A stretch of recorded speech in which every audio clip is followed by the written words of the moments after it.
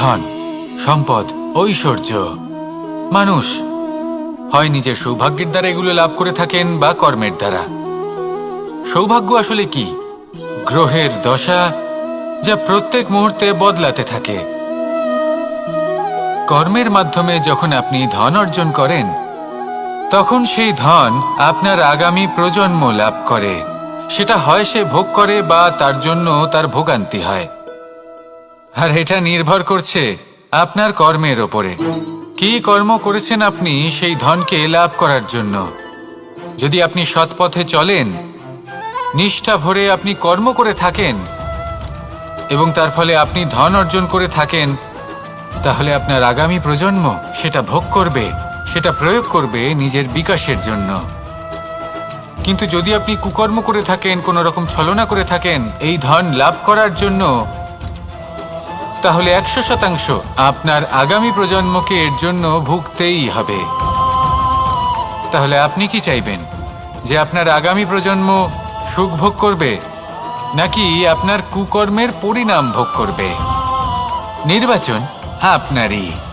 আসুন আমার সাথে ভালোবেসে বলুন, রাধা রাধা। লোভ আপনার অন্তরের আরো একটা শত্রু। দেখতে গেলে এটা একটা শব্দ, একটা সংস্কৃত শব্দ। লব ধাতু থেকে উৎপন্ন হয়েছে। এর অর্থ কিছু লাভ করা। কিছু লাভ করা অনুচিত নয়, আরো কিছু লাভ করাও অনুচিত নয়, কিন্তু সব থেকে বেশি আমিই লাভ করব। আমি আরো চাই, আরো বেশি চাই, আরো বেশি পেতে চাই। এটাই হলো লোভ।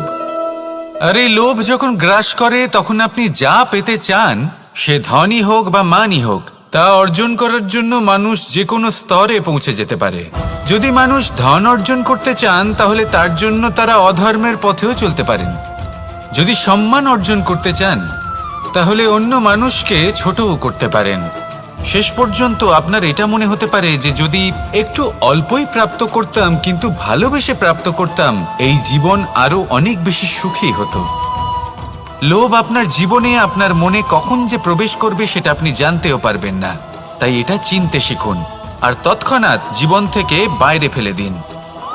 যা কিছু লাভ করতে চান তা ভালোবেসে লাভ করুন, আর সেই ভালোবাসার সাথেই বলুন, রাধা রাধা।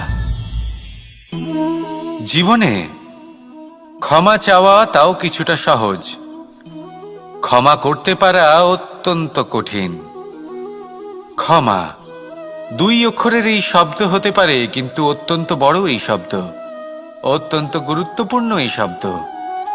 কখনো কখনো অন্য কাউকে ক্ষমা করে দেওয়া তাও কিছুটা সহজ কাজ, কিন্তু নিজেকে ক্ষমা করতে পারা অত্যন্ত কঠিন হয়ে দাঁড়ায়। অতীতে যদি আমাদের এমন কোনো ভুল হয় যে কারণে আমরা নিজেকে ক্ষমা করতে পারি না, অনেক সময় এমন কিছু ভুল করে বসি যে বিষয় শুধু আমরাই জানি, কিন্তু আমরা নিজেকে ক্ষমাই করতে পারি না, আর আমাদের বিকাশ সেখানেই স্তব্ধ হয়ে যায়। কারণ যদি আপনি ক্ষমা করতে না শেখেন, নিজেকে ক্ষমা যদি না করতে পারেন, তাহলে তা আপনার জীবনের সব থেকে বড় বাধা হয়ে দাঁড়াবে। সেই জন্য জীবনে অবশ্যই শিখুন যে কিভাবে নিজেকে ক্ষমা করতে হয়, আর শিখুন যে আগের করা ভুল আবার কি করে না করা যেতে পারে। এই মন হালকা হবে আর প্রসন্ন হয়ে বলবে, রাধা রাধা। এই সংসারে যখনই কোনো সমস্যা আসে, তখন আমরা আমাদের সব থেকে বড় সম্বলের কাছে আশ্রয় খুঁজি, তা হলো আমাদের বিশ্বাস। এবার প্রশ্ন হলো এটাই যে এই বিশ্বাস কার উপর করা যেতে পারে? পরিবারের ওপর, বন্ধুর ওপর, নাকি তাদের ওপর বিশ্বাস করা উচিত যাদেরকে আমরা কখনো সঙ্গ দিয়েছি? দেখুন, এই সংসারে বিপদের সম্মুখীন হলে কে আপনাকে সাহায্য করবে সেটা নির্বাচন করা আপনার হাতে নেই। সেটা সেই সকল ব্যক্তির উপর নির্ভরশীল যে তারা আপনাকে সাহায্য করবে নাকি করবে না। অর্থাৎ যখনই কোনো বিপদ আসে, সর্বপ্রথম তার সম্মুখীন আমাদের নিজেকেই হতে হয়, আর তার জন্য প্রস্তুত থাকা প্রয়োজনীয়। সেই শক্তি, সেই সাহস অর্জন করা প্রয়োজনীয়। দেখুন, যখনই অন্ধকার আসে, তখন সবার আগে কে আপনাকে ত্যাগ করে চলে যায়? আপনার নিজেরই ছায়া। এই অন্ধকারের সম্মুখীন হতে হয় অন্তরের প্রদীপের দ্বারা, অন্তরের আত্মা দ্বারা। তবেই আপনি অন্ধকারের ওপর জয়লাভ করতে পারবেন। সেই জন্য যে বিপদই আসুক না কেন, নিজেকে তার জন্য প্রস্তুত রাখা উচিত। সেই সাহস নিয়ে আসুন। এমন কোনো বিপদ নেই যা আপনাকে ভেঙে দিতে পারে। আসুন আমার সাথে ভালোবেসে বলুন, রাধা রাধা। মানুষ সবসময় চায় যে তার জীবনে যেন কখনো কোনো সমস্যাই না আসে। সে চায় তার জীবন যেন শুধুমাত্র শান্তি এবং সুখের দ্বারা পূর্ণ থাকে। কিন্তু এই চাহিদা অনুচিত কিছু নয়। আমরা সবাই এটাই চাই যে জীবনে সুখ থাক, শান্তি থাক। কিন্তু এই কথা সবসময় মনে রাখবেন, যে সূর্য উদিত হন সংসারকে প্রকাশমান করেন, দুপুরবেলায় সংসারকে রৌদ্র প্রদান করেন, সন্ধেবেলায় তাকেও অস্ত যেতে হয়। এবার আমাদের জীবন চক্র কিছুটা এরকমই। কোনো কিছুই চিরকাল একরকম থাকে না। কখনো এই নদীকে দেখুন যা বয়ে চলেছে। এই নদী যা বয়ে চলেছে তার পথেও অনেক বিপদ আসে। বড় বড় পাথরের সম্মুখীন হয়ে তাকেও সামনে এগিয়ে যেতে হয়। একটি পুকুর যা চারদিক থেকে ঘেরা, তার জীবনে কিন্তু কোনো সমস্যা নেই। কিন্তু এই সংসারে পুকুরের পুজো করা হয় না, পুজো করা হয় নদীকে। মনে রাখবেন, সমস্যার ঊর্ধ্বে তিনি উঠতে পারেন যিনি সমাধি লাভ করেছেন, যিনি এই সংসারেই নেই। যিনি এই সংসারে আছেন এবং জীবিত আছেন, তার জীবনের সমস্যা হলো শ্বাসবায়ুর মতোই গুরুত্বপূর্ণ। আসুন আমার সাথে ভালোবেসে বলুন, রাধা রাধা। আজ আমি আপনাকে একটা ছোট্ট কাহিনী শোনাবো। একবার আমি, রাধা আর দাদা, আমরা তিনজনে মিলে লুকিয়ে একটা উপবনে গেলাম আম পেড়ে খেতে। অনেক পরিশ্রম করে আমরা ওখানে পৌঁছলাম আর আমরা আশ্চর্যচকিত হয়ে গেলাম এটা দেখে যে এবার তো আম পাকেইনি। এবার দাদা কি করলেন, একটা আম পাড়লেন আর সেটা চাখলেন, আর উনি নিরাশ হয়ে পড়লেন। উনি বললেন যে এটা তো খুবই টক। তারপর রাধা একটা আম পাড়লো আর সেটা চেখে দেখলো, আর রাধা উৎসাহিত হয়ে পড়ল। আমি রাধাকে জিজ্ঞেস করলাম, কি হয়েছে, তুমি এত উৎসাহিত কেন? তখন রাধা বলল যে এবার এত বেশি টক আম হয়েছে যে এগুলো দিয়ে আমরা আচার বানাবো। তাহলে দাদা ওখান থেকে বেরিয়ে গেলেন নিরাশ হয়ে এবং খালি হাতে। রাধাও ওখান থেকে বেরিয়ে গেল কিন্তু উৎসাহিত হয়ে, আর অনেকগুলো কাঁচা আম সাথে নিয়ে। এর থেকে আমরা কি শিক্ষা পেতে পারি? যে প্রত্যেকটা স্থানে এমন কিছু রয়েছে যেখান থেকে আমরা কিছু একটা শিক্ষা লাভ করতে পারি, যা আমাদেরকে বিকাশের পথে নিয়ে যেতে পারে। এই শিক্ষা প্রত্যেক স্থানে আছে। সবকিছু আমাদের দৃষ্টিভঙ্গির উপর নির্ভর করছে। যখনই আমাদের জীবনে, আমাদের সম্পর্কে কোনো সমস্যা, কোনো বিপদ আসে, তখন বেশিরভাগ মানুষ সেই বিষয় নিয়ে দুঃখী হয়ে পড়েন। আর কিছু মানুষ এমনও থাকেন যারা শেষ পর্যন্ত তার সমাধান করেন, বিপদকে পরাজিত করেন, সম্পর্কগুলিকে আবার জুড়ে দেন। যদি আপনি সুখের খোঁজ করেন তাহলে আপনি সুখ অবশ্যই পাবেন, প্রসন্নতা অবশ্যই পাবেন। যদি আপনি দুঃখ খোঁজেন তাহলে দুঃখ অবশ্যই পাবেন। এবার আপনি কি খুঁজতে চান, সেই চয়ন আপনারই। আসুন আর আমার সাথে ভালোবেসে বলুন, রাধা রাধা। কখনো কোনো প্রজাপতিকে উড়তে দেখেছেন? কি সুন্দর উড়ে বেড়ায় সে, এক ফুল থেকে অন্য ফুলে, এক পাতা থেকে অন্য পাতার ওপর। কিন্তু সে কিভাবে উড়তে শেখে কখনো ভেবেছেন? জন্ম থেকেই কিন্তু প্রজাপতির ডানা থাকে না। ও কিন্তু ছোট্ট একটা ডিমের আকারে জন্ম লাভ করে। তারপর সেই ডিমটি ভেঙে একটি কীট বাইরে আসে। আস্তে আস্তে সে বড় হয়, ওর শক্তি বৃদ্ধি পায়। তারপর সে সেই কীট দশা ত্যাগ করে নিজের ডানাগুলি মেলে। এই প্রক্রিয়া তার কাছে সরল নয়, অত্যন্ত যন্ত্রণাদায়ক প্রক্রিয়া, কিন্তু সে সেই যন্ত্রণা মেনে নেয়। আর তারপর আস্তে আস্তে সে উড়তে শেখে। শুধুমাত্র আকাশে উড়ে বেড়ায় তা নয়, আমাদের মনের মাঝে উড়ে বেড়ায়। এবার এই ডিম থেকে প্রজাপতি হয়ে ওঠার যে যাত্রা, এটা যতটা কঠিন, ততটাই কঠিন হয় এই সংসারে শ্রেষ্ঠ কর্ম করা, ততটাই কঠিন হয় এই সংসারে মহান হয়ে ওঠা। সেই জন্য প্রয়োজনীয় প্রচেষ্টা, এবং সময়। নিরন্তর প্রচেষ্টা করতে থাকুন, পর্যাপ্ত সময় নিন এবং আপনি নিজেকে এই আকাশে উড়ন্ত অবস্থায় পাবেন। আসুন আমার সাথে ভালোবেসে বলুন, রাধা রাধা, রাধা রাধা। আপনারা হয়তো ভাবছেন কি আশ্চর্য ব্যাপার, প্রত্যেকবার আমি কথা শেষ হওয়ার পরে রাধা রাধা বলি। এইবার আমি আগেই বলে দিলাম। কারণটা কি? কারণ হলো অত্যন্ত বিশেষ। প্রত্যেকবার কথা সমাপ্ত হবার পরে আপনাদের সবার মধ্যে ভালোবাসা বিতরণ করতে চাই, তাই রাধা রাধা বলি। কিন্তু এইবার এই নতুন এবং বিশেষ সূত্রপাতে প্রথমে প্রেম বিতরণ করা অত্যন্ত আবশ্যক। এবার একটা বিষয় আছে যা জানেন হয়তো সকলেই, কিন্তু বুঝতে খুব কম জন পারেন। এই প্রেম, এই আনন্দ, এই সকল কিছুর সূত্রপাত হয় নিঃস্বার্থ আবেগের দ্বারা। ঠিক যেমন একজন মাতাকেই দেখে নিন। যখনই একজন মাতা সন্তানকে জন্ম দেন, তখন এই সংসার ভুলে যায় যে তার জন্য এটা একটা নতুন জন্ম। কারণ একজন নারী তখন একজন মাতৃরূপে নতুনভাবে জন্ম নেন। একজন নারী স্ত্রী ও গৃহবধূ রূপে কিছু অধিকার লাভ করে থাকেন, কিন্তু তিনি যখন মা হয়ে যান তখন তিনি শুধুই দান করতে শেখেন। নিজের সন্তানের জন্য কত কিছুই না করেন, তাকে বাৎসল্যের সাগরে ভাসিয়ে নিয়ে যান। এই সংসারে রাজকুমার জন্ম নিতেই পারেন, তাকে রাম এবং লক্ষণ কিন্তু মায়েরাই বানিয়ে তোলেন। একজন গোয়ালা জন্ম নেয়, তাকে দ্বারকাধীশ একজন মাই বানিয়ে তোলেন।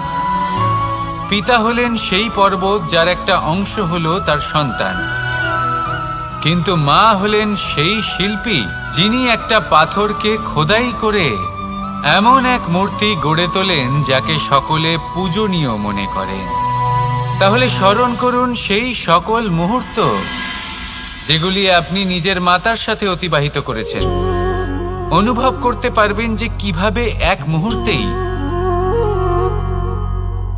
এই মন প্রফুল্ল হয়ে ওঠে।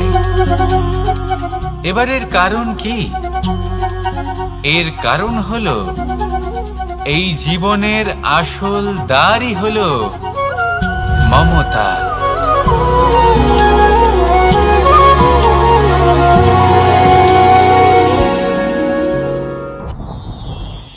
যত শক্তিশালী এই মন, তত শক্তিশালী এই শরীরও। এই যে আমাদের শরীর, এটা আসলে কি? এ হলো একটা রথের মতো। আর একটা রথ ততক্ষণ চলতে পারবে না যতক্ষণ না তাকে কোনো সারথি চালাবে। এই মন হলো শরীরের সারথি। এবার ভাবুন, যদি এই সারথি শক্তিহীন হয়, দুর্বল হয়, তাহলে এই রথের কি হবে? এটা উচিত পথে চলতে পারবে না, উচিত গতিতে চলতে পারবে না, মন মতো স্থানে এটা পৌঁছতেও পারবে না। সেই জন্য মনের শক্তি অত্যন্ত প্রয়োজনীয়। এবার মনের শক্তি আমরা কোথা থেকে লাভ করি? দৃঢ়তার শক্তি থেকে। এবার এই শক্তি আমরা কিভাবে বাড়াতে পারি? আমরা প্রতিদিন কিছু নতুন স্থির করি, কিছু ছোট কিছু বড়। আর যেই আমরা নতুন কিছু পূর্ণ করি, আমাদের মনের শক্তি বেড়ে যায়। আর যদি পূর্ণ না করতে পারি, মনের শক্তি কমে যায়। একটা দেওয়ালের মতো ছোট ছোট ছোট ছোট শিলা আমরা একটার পর একটা স্থাপন করে একটা দেওয়াল তৈরি করি। এতগুলো পাথর যখন একত্রিত হয়ে যায়, তখন এমন এক দেওয়াল তৈরি হয় যাকে ভাঙা প্রায় অসম্ভব হয়ে দাঁড়ায়। সেরকমই হয় মন এবং দৃঢ়তা। ছোট ছোট কাজ করে নিজের লক্ষ্য পূর্ণ করুন। এই লক্ষ্য যদি পূর্ণ হয়, তবে মনের শক্তি বাড়বে। কিছুটা এইভাবে যে যত বড়ই বিপদ আসুক না কেন, সেই বিপদ নিজে হার মেনে নেবে, কিন্তু আপনার মন ততটাই শক্তিশালী থাকবে। তাই মনের শক্তি বাড়াতে থাকুন, যাতে আপনি উচিত পথে চলতে পারেন, উচিত গতিতে চলেন আর মনোবাঞ্ছিত স্থানে পৌঁছতে পারেন। তবেই এই মন প্রসন্ন হয়ে বলবে, রাধা রাধা। আমি রাধাকে ভালোবাসি। আর এই কথাটা সমগ্র সংসার জানে। আর সময় অন্তরে লীলার দ্বারা, বিভিন্ন ঘটনা দ্বারা, কর্মের দ্বারা আমি নিজের এই ভালোবাসা রাধার সামনে প্রকাশ করি। এবার আপনি বলবেন, এসবের কি প্রয়োজন? রাধা কি এই কথা জানে না যে কৃষ্ণ তাকে কতটা ভালোবাসে? অবশ্যই জানে, কিন্তু এই যে ভালোবাসা, তা মনে রেখে দেওয়ার জন্য নয়, তা প্রকাশ করার জন্য। আর বারংবার এই ভালোবাসাকে প্রকাশ করা উচিত, উচিত সময় এবং উচিত সুযোগ দেখে। কিরকম? এবার যদি আপনি প্রেমীর সাথে কোনো উৎসবে থাকেন, তাহলে তার সাথে নৃত্য সঙ্গীত করুন। যদি ভিড়ের মাঝে থাকেন, তখন প্রেমীকে সম্মান করুন, একান্তে প্রসাধন করুন। দুঃখের সময় তার হাত ধরে থাকুন, সুখের সময় আলিঙ্গন করে রাখুন। এই প্রেম যত প্রকাশ করবেন, ততই এই প্রেমের বৃদ্ধি হবে। এই প্রেম আরো বেশি গভীর হবে, অটুট হবে। তাই এই প্রেমকে মনে নয়, আপনার জীবনে স্থান দিন। মন খুলে প্রকাশ করুন আর আমার সাথে ভালোবেসে বলুন, রাধা রাধা। মুঠো হাতের শক্তি বেশি, মুঠো খুললেই তা দুর্বল। তা এমন কি থাকা উচিত এই বন্ধ মুঠোয়, যা লাখের সমান? মানসিকতা এবং স্বপ্ন। মানুষ জন্মগ্রহণ করে, তার মানসিকতা সময়ের সাথে উন্নত হয়। মানসিকতা অনুযায়ী সে স্বপ্ন দেখে, আর সেই স্বপ্ন সার্থক করতে সে পরিশ্রম করতে থাকে। কিন্তু খুব গুরুত্বপূর্ণ একটা কথা আছে যা আপনার মনে রাখা উচিত। আপনার এই মানসিকতা, আপনার এই স্বপ্ন, তা যেন আপনার নিয়ন্ত্রণে থাকে। আপনার বন্ধ মুঠোয় যেন এর লাগাম থাকে, আপনি যেন এর প্রভু হন। যদি তা হয়, তবেই আপনি লাভবান হবেন। যদি এরা আপনাকে নিয়ন্ত্রণ করতে থাকে, যদি আপনার মুঠো খুলে যায়, না পথ আপনার নিয়ন্ত্রণে থাকবে, না মানসিকতা থাকবে, না স্বপ্ন নিয়ন্ত্রণে থাকবে। আর যদি তাই হয়, তাহলে আপনি আপনার ভবিষ্যৎ নষ্ট করে ফেলবেন। তাই নিয়ন্ত্রণ করতে শিখুন নিজের বিচার বুদ্ধি, নিজের মানসিকতা, নিজের স্বপ্নকে। নিজের এই স্বপ্ন পূরণ করুন আর আমার সাথে ভালোবেসে বলুন, রাধা রাধা। আমার কাছে যশোদা মা যেমন, আমার কাছে দেবকী মা যেমন, আমার কাছে ঠিক তেমনই হলেন গোমাতা। এবার ভেবে দেখার বিষয় হলো এটা, যে এই সংসারে অসংখ্য প্রাণী আছে। একজন গাইকে একজন মায়ের মর্যাদা কেন দেওয়া হয়? তাহলে এর অনেকগুলো কারণ আছে। এই গাই অর্থাৎ গোমাতা, এনারা হলেন অত্যন্ত শান্ত, শান্তি প্রিয়, কখনো কারোর কোনো ক্ষতি করতেই পারেন না। গোমাতা যে দুধ নিজের বাছুরকে পান করান, সেই দুধই আমাদেরও দেন। সেই দুধ পান করে আমরা শক্তি লাভ করি। এই দুধ থেকে আমরা মাখন, ঘি, পায়েস, এইসব সুস্বাদু খাবার লাভ করি। গোমাতার গোবর আমাদের জ্বালানি হিসেবে সাহায্য করে, যার ফলে খুব কম সংখ্যক কাঠ ব্যবহার করা যায় এবং বেশিরভাগ জঙ্গল সুরক্ষিত থাকে। গোমাতার গোমূত্র, সেটাও আমাদের কাছে লাভজনক। এর দ্বারা আমরা অনেক রোগ থেকে মুক্তি লাভ করতে পারি। গোমাতা যখন একটি বাছুরকে জন্ম দেন, তখন সেই বড় হয়ে আমাদের ক্ষেত কর্ষণ করে। সেই জন্য গাইকেও জীবনে মায়ের মর্যাদা দেবেন। যতটা সম্ভব তাকে সেবা করুন এবং ভালোবেসে তাকে পালন করুন। এই মন নিজে থেকেই প্রসন্ন হয়ে বলবে, রাধা রাধা। ধন, সম্পদ, ঐশ্বর্য, মানুষ হয় নিজের সৌভাগ্যের দ্বারা এগুলো লাভ করে থাকেন বা কর্মের দ্বারা। সৌভাগ্য আসলে কি? গ্রহের দশা, যা প্রত্যেক মুহূর্তে বদলাতে থাকে। কর্মের মাধ্যমে যখন আপনি ধন অর্জন করেন, তখন সেই ধন আপনার আগামী প্রজন্ম লাভ করে। সেটা হয় সে ভোগ করে বা তার জন্য তার ভোগান্তি হয়। আর এটা নির্ভর করছে আপনার কর্মের ওপরে। কি কর্ম করেছেন আপনি সেই ধনকে লাভ করার জন্য? যদি আপনি সৎ পথে চলেন, নিষ্ঠা ভরে আপনি কর্ম করে থাকেন এবং তার ফলে আপনি ধন অর্জন করে থাকেন, তাহলে আপনার আগামী প্রজন্ম সেটা ভোগ করবে, সেটা প্রয়োগ করবে নিজের বিকাশের জন্য। কিন্তু যদি আপনি কুকর্ম করে থাকেন, কোনো রকম ছলনা করে থাকেন এই ধন লাভ করার জন্য, তাহলে 100% আপনার আগামী প্রজন্মকে এর জন্য ভুগতেই হবে। তাহলে আপনি কি চাইবেন, যে আপনার আগামী প্রজন্ম সুখ ভোগ করবে নাকি আপনার কুকর্মের পরিণাম ভোগ করবে? নির্বাচন আপনারই। আসুন আমার সাথে ভালোবেসে বলুন, রাধা রাধা। লোভ আপনার অন্তরের আরো একটা শত্রু। দেখতে গেলে এটা একটা শব্দ, একটা সংস্কৃত শব্দ, লব ধাতু থেকে উৎপন্ন হয়েছে। এর অর্থ কিছু লাভ করা। কিছু লাভ করা অনুচিত নয়, আরো কিছু লাভ করাও অনুচিত নয়, কিন্তু সব থেকে বেশি আমিই লাভ করব, আমি আরো চাই, আরো বেশি চাই, আরো বেশি পেতে চাই, এটাই হলো লোভ। আর এই লোভ যখন গ্রাস করে তখন আপনি যা পেতে চান, সে ধনই হোক বা মানই হোক, তা অর্জন করার জন্য মানুষ যে কোনো স্তরে পৌঁছে যেতে পারে। যদি মানুষ ধন অর্জন করতে চান তাহলে তার জন্য তারা অধর্মের পথেও চলতে পারেন। যদি সম্মান অর্জন করতে চান তাহলে অন্য মানুষকে ছোটও করতে পারেন। শেষ পর্যন্ত আপনার এটা মনে হতে পারে যে যদি একটু অল্পই প্রাপ্ত করতাম, কিন্তু ভালোবেসে প্রাপ্ত করতাম, এই জীবন আরো অনেক বেশি সুখী হতো।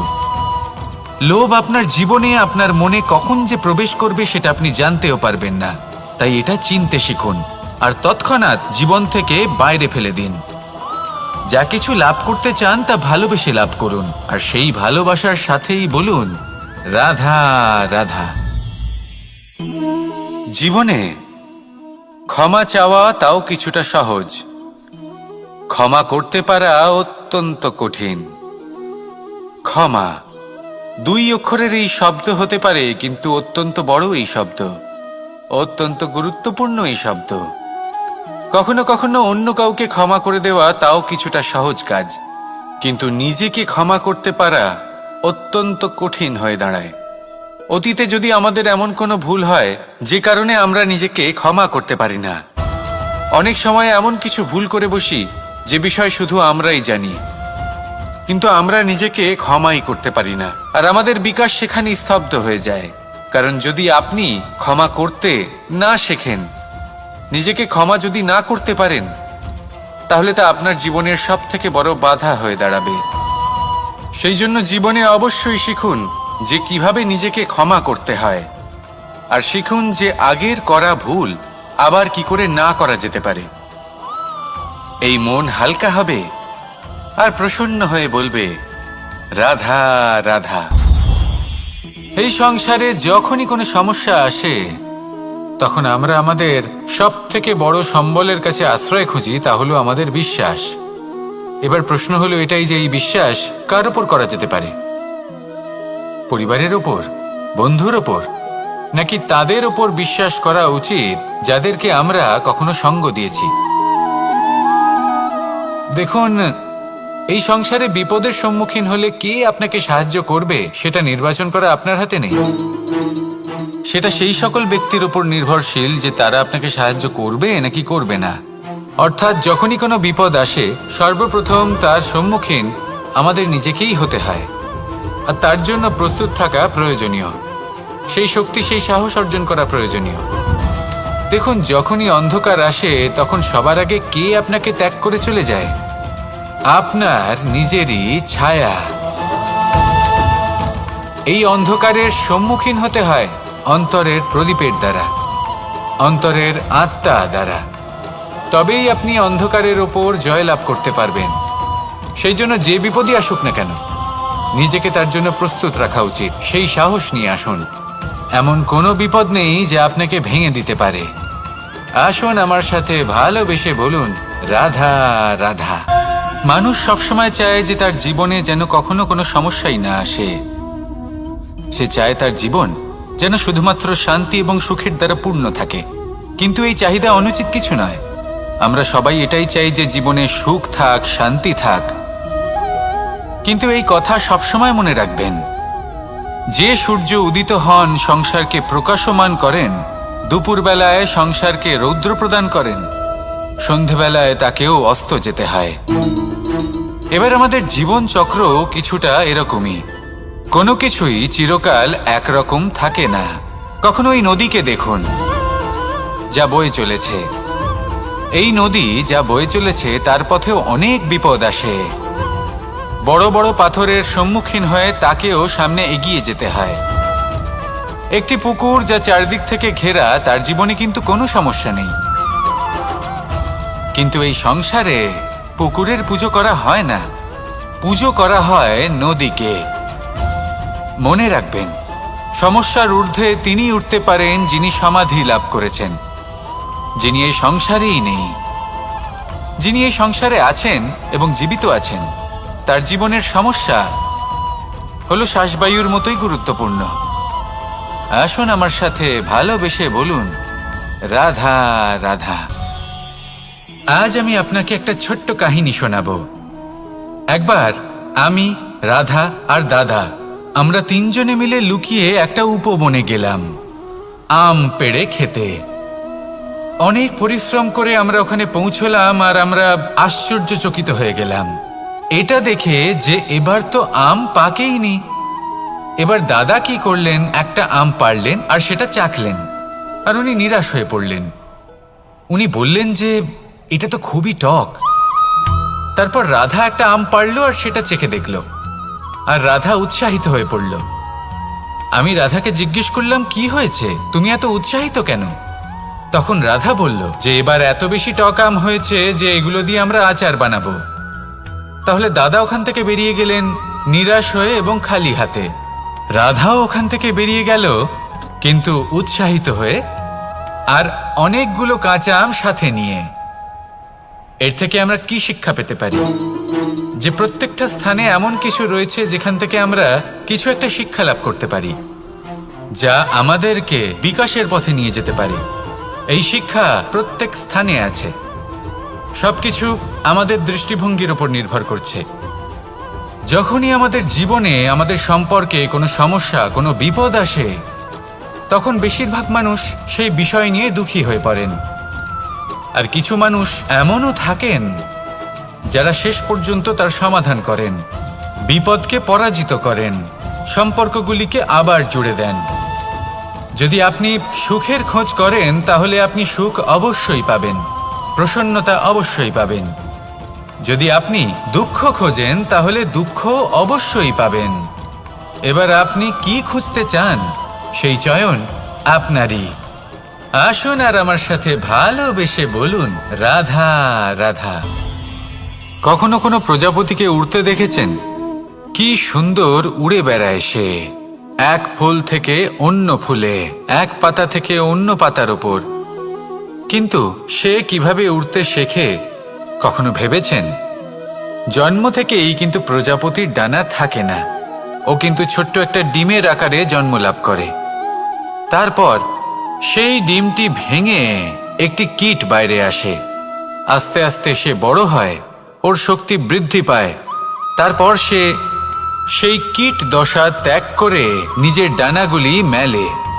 এই প্রক্রিয়া তার কাছে সরল নয়, অত্যন্ত যন্ত্রণাদায়ক প্রক্রিয়া, কিন্তু সে সেই যন্ত্রণা মেনে নেয়।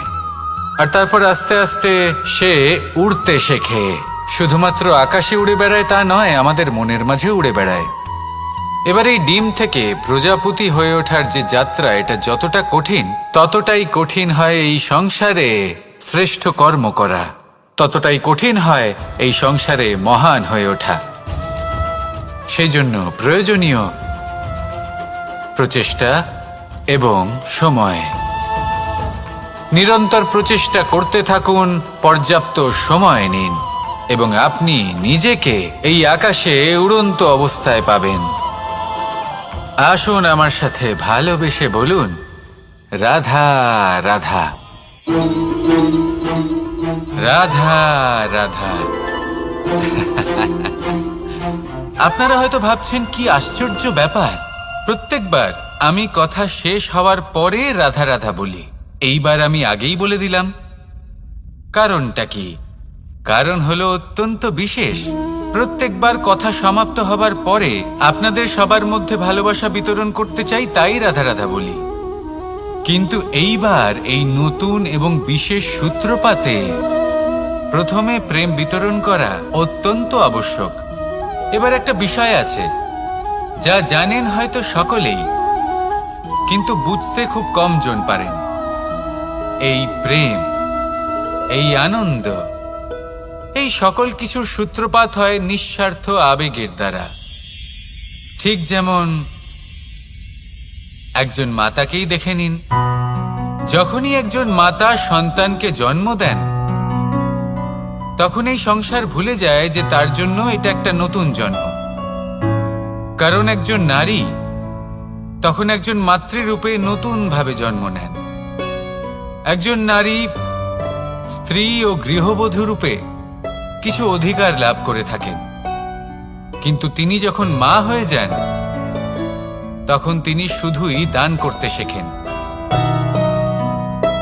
নিজের সন্তানের জন্য কত কিছুই না করেন, তাকে বাৎসল্যের সাগরে ভাসিয়ে নিয়ে যান। এই সংসারে রাজকুমার জন্ম নিতেই পারেন, তাকে রাম এবং লক্ষণ কিন্তু মায়েরাই বানিয়ে তোলেন। একজন গোয়ালা জন্ম নেয়, তাকে দ্বারকাধীশ একজন মাই বানিয়ে তোলেন। পিতা হলেন সেই পর্বত যার একটা অংশ হলো তার সন্তান, কিন্তু মা হলেন সেই শিল্পী যিনি একটা পাথরকে খোদাই করে এমন এক মূর্তি গড়ে তোলেন যাকে সকলে পূজনীয় মনে করেন। তাহলে স্মরণ করুন সেই সকল মুহূর্ত যেগুলি আপনি নিজের মাতার সাথে অতিবাহিত করেছেন। অনুভব করতে পারবেন যে কিভাবে এক মুহূর্তেই এই মন প্রফুল্ল হয়ে ওঠে। এবার এর কারণ কি? এর কারণ হলো এই জীবনের আসল দ্বারই হলো মমতা।